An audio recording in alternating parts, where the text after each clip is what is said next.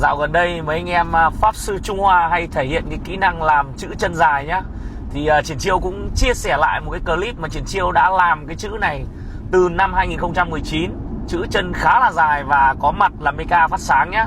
Cả nhà thấy ok không? Bình luận xuống phía dưới giúp mình nhá.